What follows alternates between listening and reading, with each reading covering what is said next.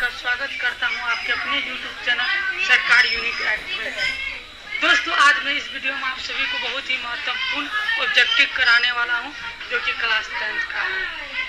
Subject रहेगा हमारा science, जो कि आपकी बोर्ड एग्जाम के दृष्टिकोण से बहुत ही ज़्यादा इम्पोर्टेंट होने वाला है। हमारा पहला सवाल है, काल्पनिक प्रतिबिंब होता है। काल्पनिक प्रतिबिंब जो होता है वह कैसा होता है? सीधा होता है या उल्टा होता है या दोनों होता है या इनमें से कोई नहीं होता? तो मैं आपको बता दूं, काल्पनिक प्रतिबिंब जो होता है वह कैसा होता है? हमेशा सीधा होता है। तो ये क्लियर हो गया। और हमारा दूसरा सवाल जो है वह है, प्रकाश के वेग न्यूनतम होता है, यानी प्रकाश का वेग जो है सबसे कम किस में होता है? निर्वात में होता है कि जल में होता है कि वायु में होता है कि कांच में होता है? तो निर्वात में तो प्रकाश का चाल सबसे अधिक होता है। कांच में जो है प्रकाश का चाल कैसा होता है? न्यूनतम हो जाता है। ठीक है। और अब हमारा तीसरा सवाल जो है वह है,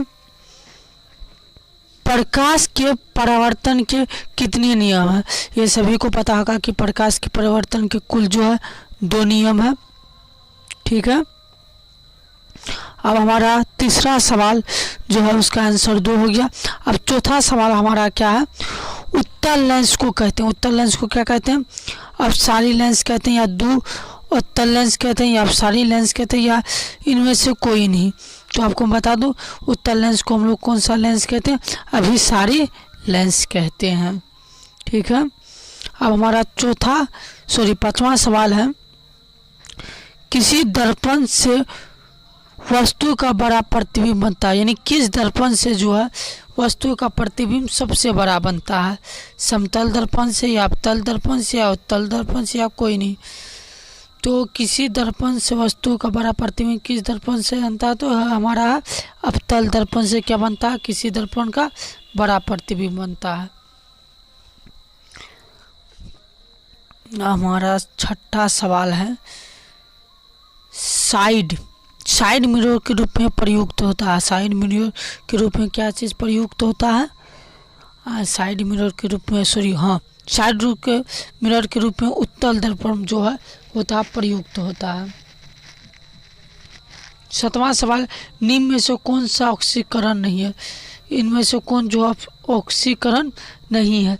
दहन ऑक्सीकरण नहीं, कि श्वसन, भोजन का पचना, कि अवक्षेपण? अवक्षेपण जो है हमारा सही आंसर है, क्योंकि अवशेषण जो है ऑक्सीकरण नहीं होता है इनमें। हमारा 8वां सवाल है, प्राकृतिक गैस का दहन किस प्रकार का रासायनिक अभिक्रिया है?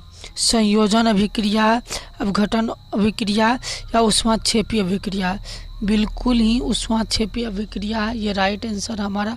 क्या ये प्राकृतिक गैस का दहन जो है किस प्रकार का रासायनिक अभिक्रिया? ये ऊष्माक्षेपी अभिक्रिया है। क्लियर है। अब आते हैं हम अपना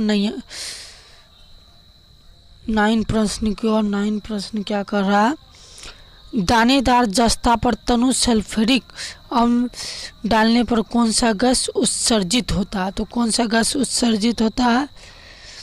सल्फर डाइऑक्साइड तो नहीं होगा, ये नहीं होगा। हाइड्रोजन गैस, जी हाइड्रोजन गैस। 20 जो है 9 का बी आंसर राइट है। हाइड्रोजन गैस उत्पन्न होता है। ठीक है। अब 10वां सवाल की ओर बढ़ते हैं। 10वां सवाल क्या कह रहा है, निम्न में से कौन अभिक्रिया का लक्षण नहीं है? इनमें से जो है कौन सा अभिक्रिया का लक्षण रंग परिवर्तन तो करता है? रंग परिवर्तन करता है, गैस का निकलना भी होता है, अपक्षेप का बनना भी होता है, अभिकारों का तापक्रम स्थिर रहना, ये नहीं है। ये आंसर हो जाएगा, डी हो जाएगा आपका। अभिकारों का तापक्रम स्थिर रहना, डी आंसर हो जाएगा। 11 प्रश्न क्या करा, मनुष्य के मुख गुहा में कितने जुड़ेदार ग्रंथियां पाए जाते हैं? ऑफकोर्स 3 पाए जाते हैं। ये ज़्यादा हार्ड क्वेश्चन थी नहीं।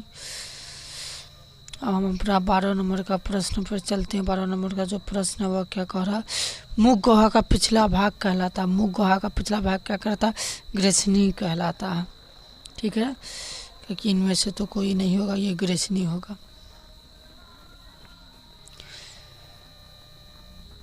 13वां प्रश्न क्या कह रहा है, जैव प्रक्रम के अंतर्गत कौन आता है, पोषण आता है, ठीक है, श्वसन भी आता है, उत्सर्जन भी आता है। इनका आंसर जो है 13 का डी हो जाएगा, निम्न में सभी, क्योंकि पोषण भी जैव प्रक्रम का विधि है, श्वसन भी, उत्सर्जन भी। ठीक है,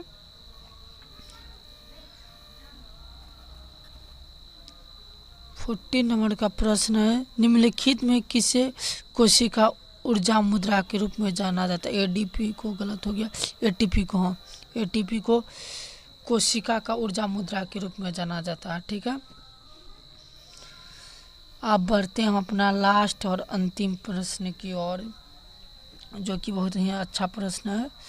शरीर का सबसे बड़ी ग्रंथि कौन है, लार ग्रंथि गलत हो गया, अमाशय गलत है, यकृत, हाँ, शरीर का सबसे बड़ा ग्रंथि कौन सा, यकृत हो गया आपको, शरीर का सबसे बड़ा ग्रंथि। मात्र 15 गो ऑब्जेक्टिव था जो आपकी एग्ज़ाम की दृष्टिकोण से क्या था, बहुत ही ज़्यादा VVI था। मुझे उम्मीद है कि आप सभी जो है इन प्रश्नों का उत्तर सही से दिए होंगे। मेरे YouTube वीडियो के लिए आप हमको जो है इंस्टाग्राम पर फॉलो कर लीजिए, इट सरकार 01 मेरा ये इंस्टाग्राम का यूज़र ID है, इसको आप फॉलो कर लीजिए।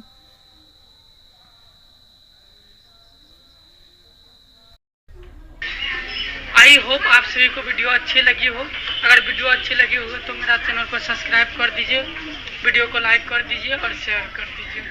आजकल स्टूडेंट के लिए एक शायरी बहुत प्रचलित है, ना वफा होगी ना वफा की बातें होगी, जिनसे भी मोहब्बत होगी एग्जाम के बाद होगी। मेरी मुलाकात आपसे अगली वीडियो में होगी, तब तक आप अपना ध्यान रखिए। Take care.